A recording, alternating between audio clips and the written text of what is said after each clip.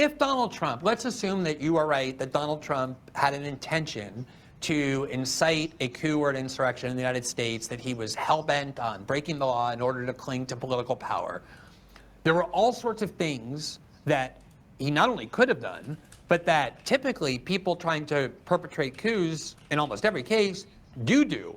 Namely, right up until the time that he peacefully walked out of the White House on January 20th before noon, which is the time when the peaceful transition of power occurs, Trump was the commander-in-chief of the armed forces. He was the head of the executive branch, which means under his command, he had the entire U.S. military, all sorts of agencies that are very well armed and very trained, and all of whom are duty-bound to obey his orders. Maybe some of them would have refused, but probably a lot of them would have obeyed. A lot of them were probably on his side. We heard for years how there were all these fascist and white supremacist factions within these military units.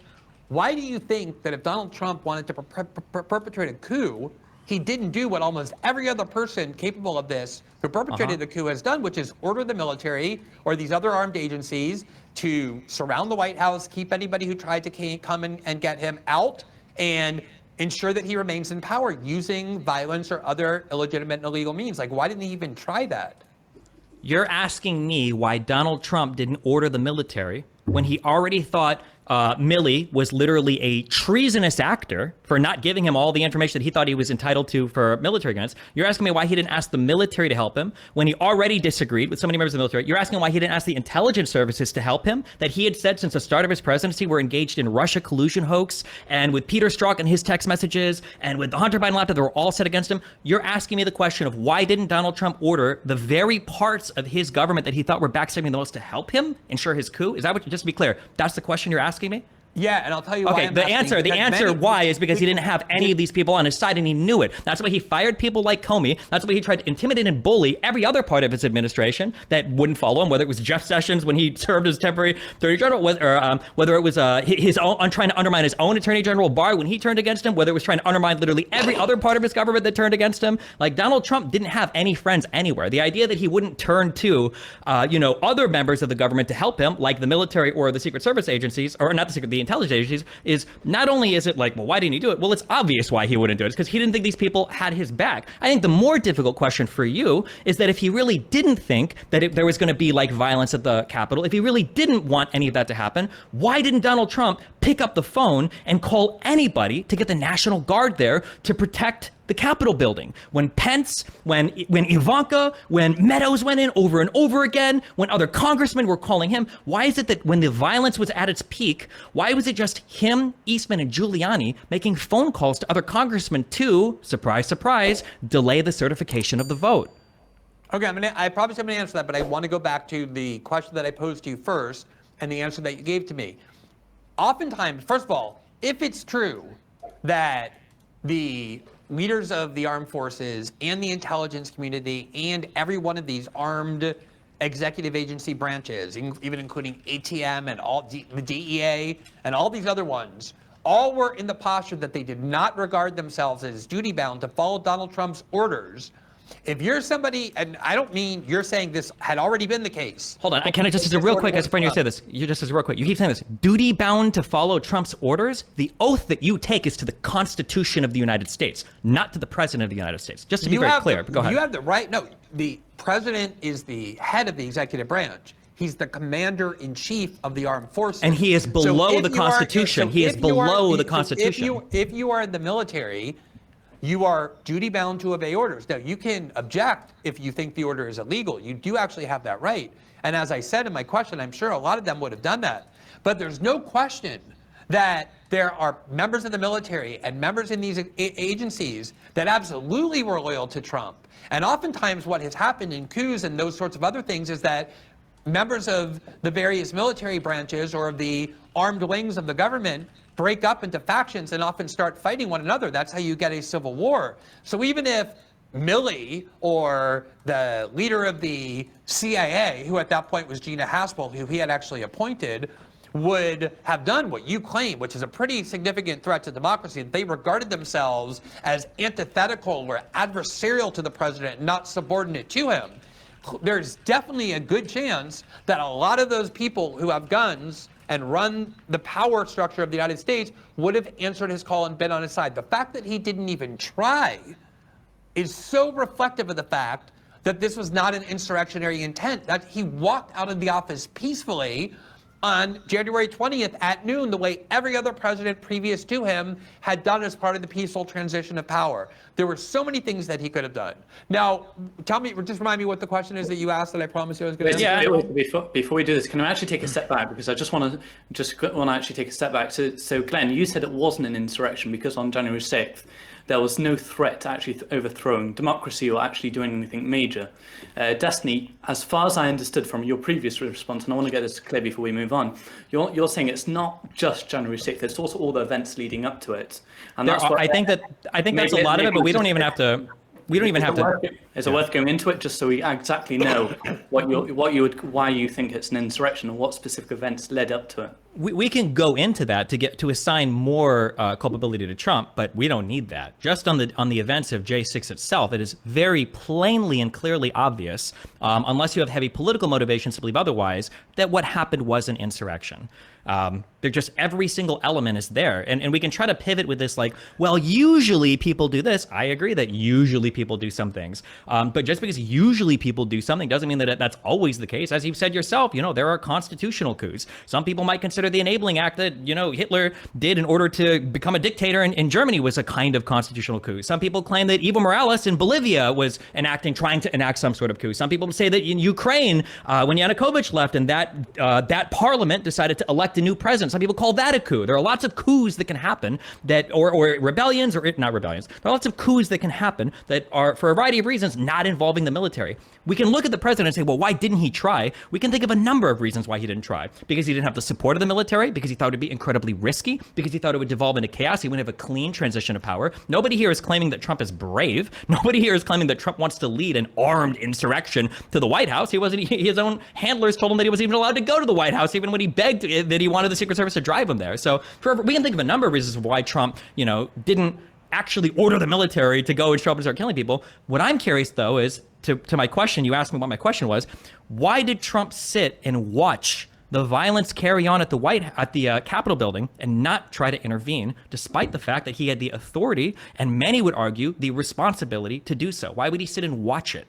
Well, first of all, when Trump, and people may have thought he waited too long, it took him too long to realize the significance of the events, although I don't see the events as nearly as significant as you. We've had tons of protests before at the Capitol. He knew those people were angry and had gone there to protest, but he actually did. First, he went on Twitter and he told everybody there, leave now, don't use violence. Violence is not the kind of thing that we do. Hold on, just as a quick fact check, he did not say that in his first, he did not say that on Twitter. He said that in tweets on January 6th. He absolutely did. Repeating the message that he gave to the crowd before they went to the Capitol, which is, I know that you're going to go there and peacefully protest. That was the message that he consistently delivered to them, both before January 6th at the protest and after. Secondly, this was a protest that turned into a riot that was quelled in a matter of hours. It started in the afternoon and it was over in the afternoon. And in order to quell it, they didn't even need to open fire. As we know now, we should have known this 2 years ago, but the January 6th Commission purposely concealed the videos that negated the kind of narrative they wanted to feed. A lot of the people who ended up in the Capitol because the Capitol Police opened the door and this is just not true. Can we focus on one false fact at a time before we dive into every conspiracy theory that I don't know why people. It's not a conspiracy theory. It is a conspiracy theory. We've seen all the videos. I watched it on video. Which video? What video did you watch? The videos that were actually released finally to the public, not handpicked by Adam Schiff and Liz Cheney, once Kevin McCarthy and then Mike Johnson fulfilled their promise to make sure the public could see all of the video, not the video that they handpicked. You're right. I'm sorry. You're talking about the footage that McCarthy handpicked to give to Tucker Carlson that he made a 30-minute documentary out of? I'm talking about the decision by Mike Johnson, a promise he made as a condition to being the speaker, to make all of the January 6th surveillance footage available to the public, not just the hand-picked parts that Liz Cheney and Adam Schiff decided to show us. It was all an effort from the very beginning to lie in order to exaggerate and make this event seem much worse than it was, including this insane claim that was an absolute lie that Brian Sicknick was murdered by a savage mob of Trump supporters when he had his skull bashed in with a fire extinguisher until he died. Okay, hold on. One fake claim at a time. So, firstly, Donald Trump's initial tweets were not to leave.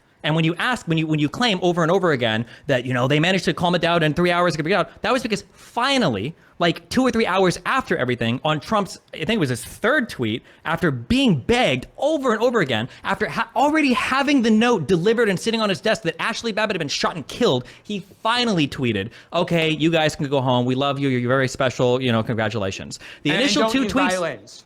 The initial 2 tweets that Donald Trump tweeted were not telling people to go home. He already knew there was an ongoing riot, and he tweeted to encourage his supporters to continue protesting.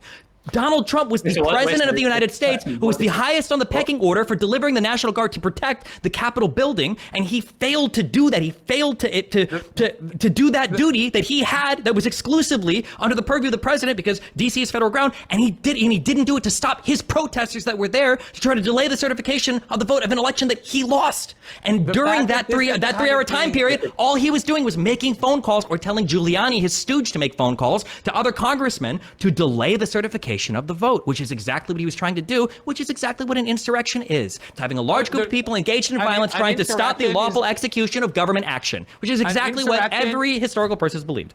The fact that you have to resort to this kind of nitpicky behavior, like, oh, he didn't tweet soon enough. It took 3 whole hours to get these people very easily to march peacefully out of the Capitol is more than anything that I could do to show what an absurd farce this entire thing is. Like you mentioned other historical examples. And by the way, like, please stop using the time to constantly proclaim everybody agrees with me. It's so clearly and provably true that what I'm saying is correct. These are not arguments. Let's just eliminate that fluff and try and focus on the substance. You can go and do all your post-debate videos about why you won to your audience. But for now, let's just focus on the facts.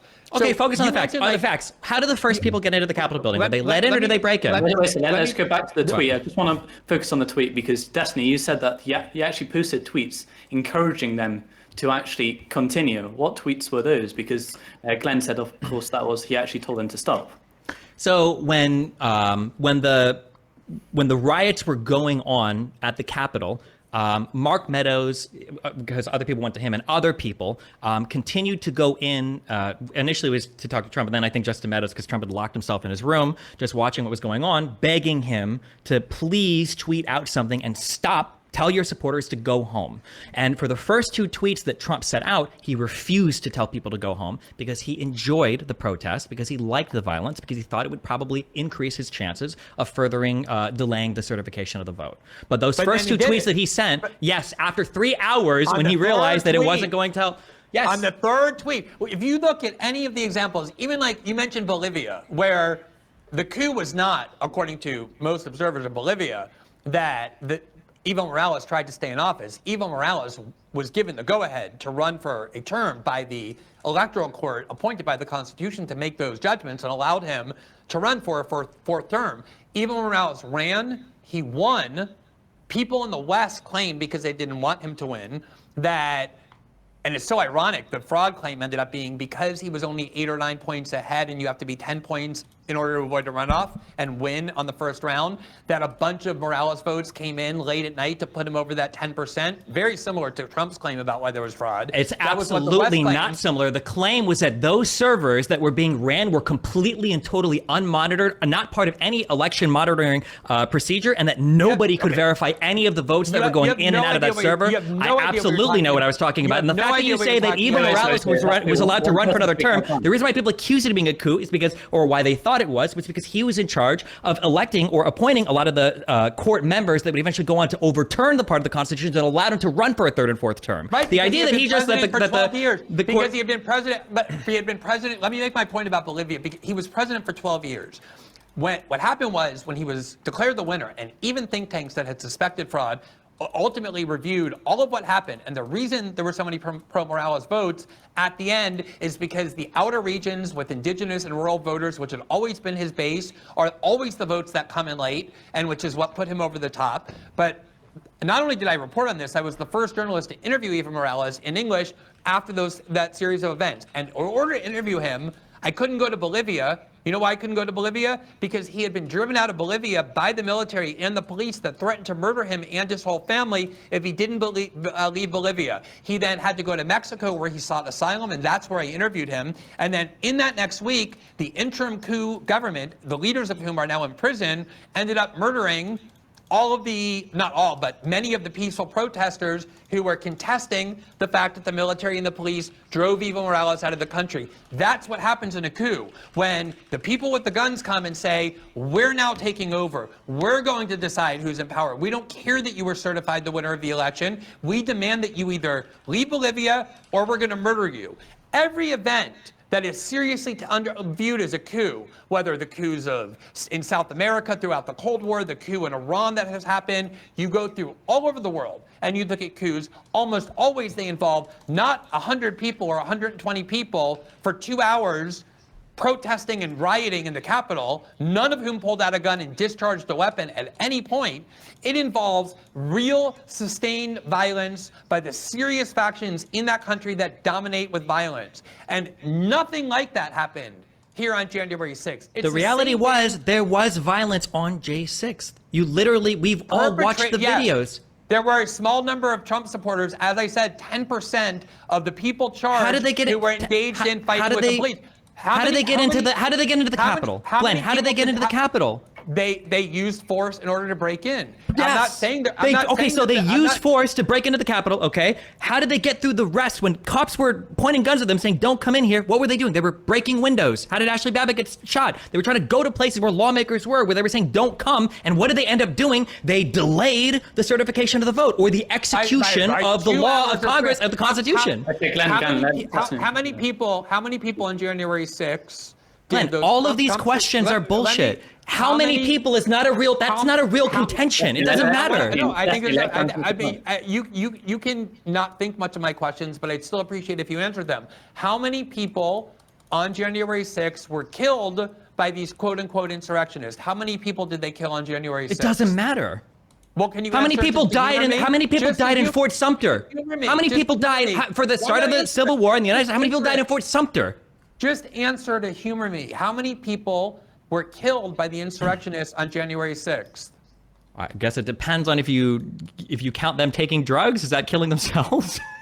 Right. The only people who died, right, you can say some of them actually died, and one of them was shot by the Capitol Hill police. But the people who are being called insurrectionists or the attempted coup against the most powerful militarized nation in the world did not kill a single person on January 6th. That was why the anti-Trump media had to invent that has lie no stop with the weird partisan police officer. It shows what a joke it's such a partisan. You're such a partisan hack. Just engage with the facts. Both of us agree that you don't need people to die for it to be an insurrection, right? Wait, so why do you keep bringing that up? You're the one who goes around devoting yourself and urging people to vote for one of the two political parties. I have never done that in my entire life.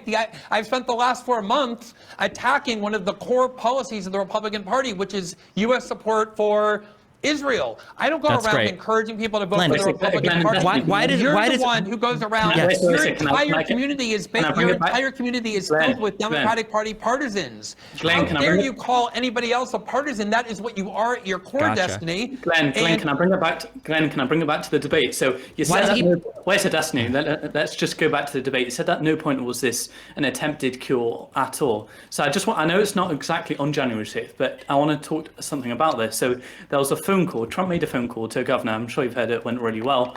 Not really well, but it went quite big, of him asking to find 11,000 votes. Would you not call that at all doing a coup or trying to bring votes to win?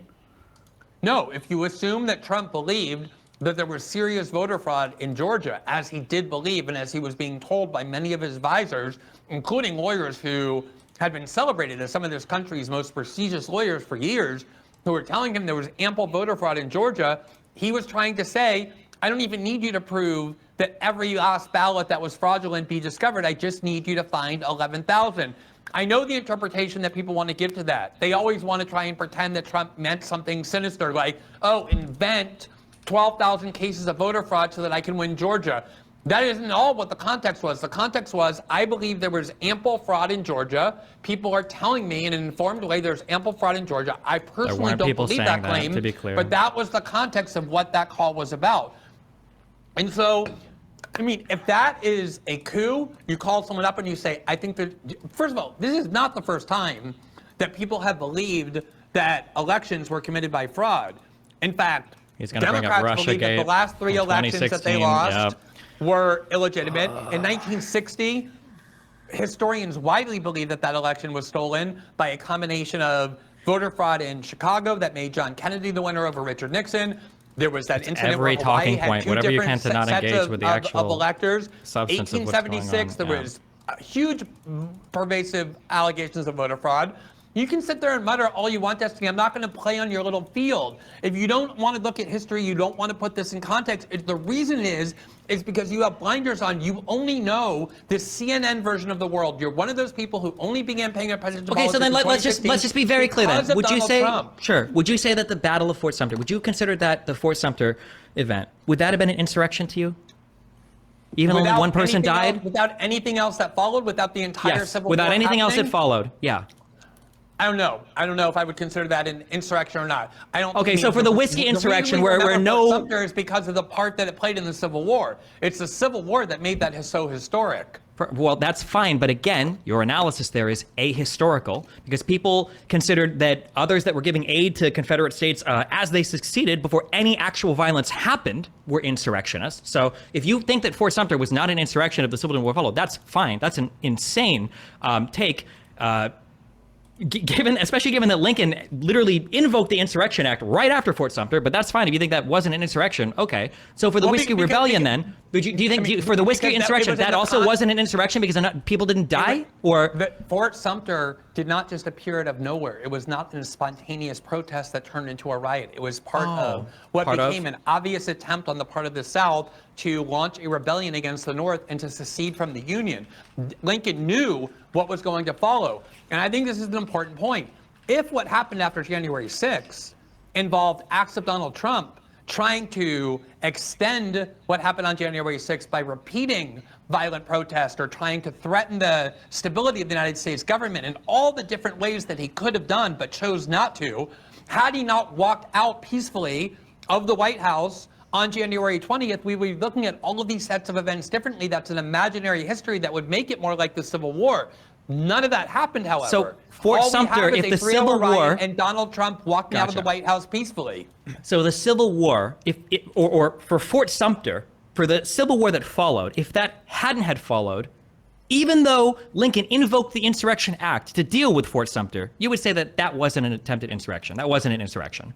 I mean, it's such a counterfactual and such a hypothetical that it's impossible to imagine taking Fort Sumter, tearing it out of its context of a nation that had been heading for civil war for a long time, where they were doing everything possible to avert it. Lincoln understood that Fort Sumter was not some isolated event of a 2-hour riot that was easily subdued, but knew that the entire South was armed to fight against the North. Take Fort Sumter and completely change every single fact and tear it out of its historical context, and then trying to debate whether or not it's insurrection is a child's game. Let's say that after Fort Sumter, let's say they were crushed so hard and so fast that there was a sweeping change of mind among the states, and they were like, you know what? Oof, this Lincoln guy seems serious. Let's not go to war and have hundreds of thousands of us die. And they decide to not do that instead. In your eyes, Fort Sumter would have then not been an insurrection. Yeah, I think there's a good analogy to that, which is the one I mentioned earlier, which is what happened in Russia, where Prigozhin. No, let's just talk about the United States. No. You want it? We're going to pivot to Russia, a totally different system with a totally different set of laws, with a totally different. You're saying no, stick to this. This is such an easy yes. It was obviously an insurrection. It was so obviously an insurrection. The idea that you're trying to argue that Fort Sumter was only an insurrection because of acts that came after is unbelievable to me. What came after was a rebellion. And the acts that came before. The idea that Fort Sumter was analogous in any way to January 6th, even taking Fort Sumter and imagining that nothing else happened after, that is what is ahistorical. If you're, what a real coup looks like is what Prigozhin tried to do in Russia. But in the context of Russian history, even in a few years from now, that will be a tiny little footnote because it never posed a serious or meaningful threat to the system of power that governs Russia. It was crushed in 12 hours, and now Prigozhin is dead. So if you have the magnitude of these events is what matters so much. Like when the very first thing you said in that first debate was you tried to create this dichotomous framework, this very reductive binary framework that either you believe, and this is almost quoting you verbatim, you said, either you believe that the insurrection was justified and that nothing wrong happened on January 6th, or you have to admit that there was a coup. And the very first thing I did when I spoke was linked onto that and said, that is an absurd framework. Of course, there's a gigantic difference between acknowledging that people behaved poorly on January 6th, behaved in ways we wish would not happen, seeing citizens be shot despite being unarmed. How many people died for the Prigozhin stuff? How many people died when he did his attempted coup? What, they shot down a few helicopters? Was it like 5 or 10 people that died? How many people even died for that? There were more than 24 Russian troops that were killed. Imagine if the group of people at the Capitol had shot down actual U.S. military planes and military jets and murdered American soldiers. So for one person, so if how many people needed to die then on J6 for you to think that that was a coup or insurrection? What is the number then there? The criterion for me is not how many people died. The criterion for me is how serious of a threat did it pose or does it pose to the actual system of power in the United States. And the fact that this 2-hour, 3-hour riot filled with people who were too obese to get off the couch without dropping dead of heart attacks and maybe had a couple of dozen or a few dozen well-armed and well-trained people there, that it ever posed a meaningful threat to the system of power in the United States is a complete and utter joke. It reminds me so much of the people who tried to say that Russia buying a few Facebook ads or a few Twitter bots was the kind of interference in a democracy. That's fine. I don't know why you're pivoting to, no one is talking about Hillary or the laptops. You know what an analogy is? An analogy is when it's not an analogy. It's a whataboutism and a pivot because you don't want to actually argue the facts of this. That's what it is. They're not analogies. They're not used to strengthen their argument. They're used to obfuscate.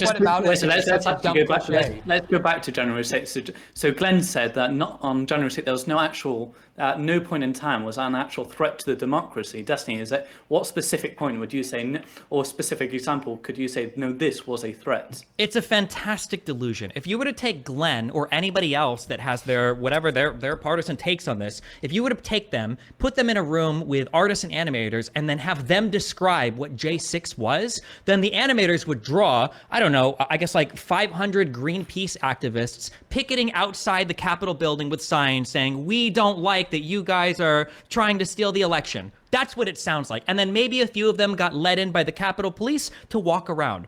Thankfully, however, thank God, we're in an era where we all have videos, we all have the internet, we can see the tens of thousands of people outside screaming, we can watch the brawling with the Metropolitan Police. That's not all they did, Glenn. We can watch them brawling with the Metropolitan Police, we can watch them breaking into the Capitol from like 500 different angles, we can watch Ashley Babbitt getting shot as she's trying to crawl through a window where lawmakers are in direct opposition to federal police shooting her. We can watch every single one of these events unfold in real time, and it doesn't look like anything that's being described by Glenn. Instead, the only response is Glenn says we saw the real videos because Tucker Carlson published 0.3% of the footage that McCarthy granted him that doesn't change any of the underlying facts of what we've seen. Yeah, were there some people that were walking through the Capitol building because the police were trying to guide them to another area where they could more easily secure it? Yeah, of course. Were some people guided through and then led into a chamber because police had an easier control of that area than something else? Yeah, sure. But again, we've all seen the videos. You admitted yourself that the first entrance into the Capitol broke in. The first people to breach the barricades broke them down. Nobody was let into a new initial area because the Capitol Police let them in. They were only sometimes ushered through the building because there were more defensible positions, which is obvious if you've watched any of the video footage available of that day, besides the selected clips that people like Tucker Carlson or Glenn Greenwald want you to watch on Twitter. Again, if this was so easy and so simple and there was nobody there but a bunch of fat people, how did the certification of our vote get delayed by 3 hours? And why were we waiting for the National Guard for the first time in all of history? 3 hours. 3 hours. As opposed to what, Glenn? How did the Republic survive? First of all, let me just clarify. Glenn, how long was the story about Hunter's laptop delayed? How many days was that delayed? 1 day. And you guys say that was a more serious thing, right? Because the story's delayed by 1 day. Come on. Facebook suppressed that story all the way up until the time of the election algorithmically. But let me just, I want to go back to the history of the what we saw with the videos, because you obviously are not familiar with this history. At the beginning, for 2 years, all of the information that we got about January 6th was controlled by a partisan commission filled with effectively Democrats. The people Nancy Pelosi let onto the commission, Liz Cheney and Adam Kinzinger, hated Trump almost more than any Democrat did. Those were the two Republicans, because Nancy Just Pelosi as a broke quick with thing, tradition. you can't lie. That's not But true. this- Pelosi that- would so have the- allowed the- others. Pelosi the was only- going to allow people on there, but unfortunately, McCarthy, when he nominated two of those people, Jim Jordan and something Johnson, I think maybe. Can I just finish? Can I just Well, finish you're just for- lying. Yeah, though. You can't just No, lie. You can't just say that no. things that are lies. No, I'm gonna Pelosi tell- accepted people from McCarthy. McCarthy didn't want to nominate more people. That's his fault. Sorry, go ahead. Jim Vance. Nancy Pelosi was the first ever Speaker of the House in 225 years to reject the nominees by the opposing party to serve on an investigative commission. It had never happened in the history of the United States. She was the first one to do it. And so Glenn, when let's Nancy Pelosi let's said, directly ask Destiny that question. Why did Nancy Pelosi reject those two Republican? Why did she reject them? So when Nancy Pelosi was forming this committee, she said that McCarthy could nominate 5 people. Of those 5 people, I think it was Jim Jordan and somebody Banks. 2 of these people, a lot of the J6 investigations were probably going to be analyzing their behavior specifically, and Pelosi felt like the presence of those 2 people on the committee would have poisoned the committee. So she told McCarthy, I accept your other 3 nominees, just give me 2 others, and they can be part of the committee as well. But McCarthy, because he knew January 6th was an insurrection, and because he knew that the behavior that day was indefensible, decided to pull all the Republican nominees and say, you know what, screw you, I'm not going to give you anybody. You can just have Kissinger and Cheney or whatever, the 2 people that I know hate Trump, so that afterwards, conveniently, people like Glenn can make this same bullshit argument where they say, oh, well, actually, it was a completely partisan committee, so I'm going to ignore the fact that 95% of the people that were actually testifying were Republicans, and ignore the fact that all of it is under oath, and ignore the fact that all the evidence is easily available, and I'm just going to hand wave all of it by calling it partisan. Meanwhile, I'm going to believe everything that, I guess, Russia Today tweets about it, or everything that Tucker Carlson puts on his show about it, or everything that McCarthy himself says about it. That was the thing. Yeah, go ahead. Eli, I just want to go back to the history of the. Sure. First of all, I'll say one more time. Of the videos. Never before in the history of the Republic did Nancy Pelosi, did any Speaker of the House or Majority Leader do what Nancy Pelosi did. The prerogative of the minority party to pick their own members to serve on that commission was never subject to the approval of the opposing party until Nancy Pelosi, while the Democratic Party always claims it's upholding norms and tradition, decided to block the choices. And so it's true, the Republicans decided we're not going to participate in a farce where for the first time in 225 years of our history, Nancy Pelosi gets to choose who cannot be on the panel, even though that's who we want and think will be most effective on there. And as a result, Nancy Pelosi ended up choosing those 2 Republicans. They were the ones willing to serve when the rest of the Republicans weren't, and it became a partisan farce. Had she allowed Kevin McCarthy's members, the way every other speaker for 225 years had done, you would have had an actual bipartisan commission. As a result, the only videos that we saw were videos that were handpicked by these very partisan anti-Trump members who then were allowed to create a narrative filled with lies, beginning with Brian Sicknick getting his head bashed in, and then hiding the videos that undermined their narrative and only allowing us to see the videos that made it look as violent as possible. Then Kevin McCarthy gave the rest of the video to Tucker Carlson so that he could report on them. But that's not even what I'm talking about. What I'm talking about is that it was Mike Johnson, the newly elected speaker, who released all of the video. And only then did we see the video for the very first time after 2.5 years of these people who were walking into the Capitol being led in by the Capitol Police after they opened the doors and led them in peacefully. So you can say all of these things about January 6th. I said from the very beginning that your tactic is to create this binary where either someone has to say, hold on, wait, if you want to do facts, that's fine, but I don't need to announce my tactic. I said from the beginning that it was a riot.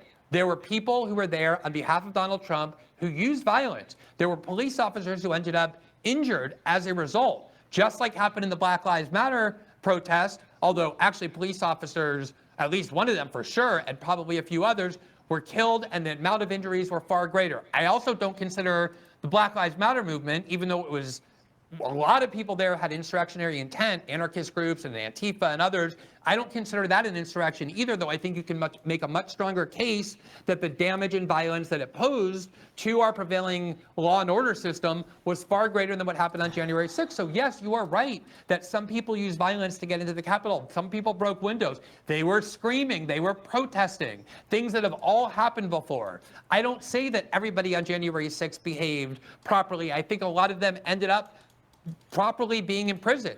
There were some who used violence. But that's because it was a riot and not any real threat to the stability of the United States. It's something that's being exaggerated because the thing that Democrats want to do more than anything is to say that Donald Trump is not just somebody with bad policy or bad ideology. He's an unprecedented threat to American democracy, and his movement ought to be criminalized. And this What were they there to Thanks for watching this clip from System Update, our live show that airs every Monday through Friday at 7 p.m. Eastern, exclusively on Rumble. You can catch the full nightly shows live or view the backlog of episodes for free on our Rumble page. You can also find full episodes the morning after they air across all major podcasting platforms, including Spotify and Apple. All the information you need is linked below. We hope to see you there.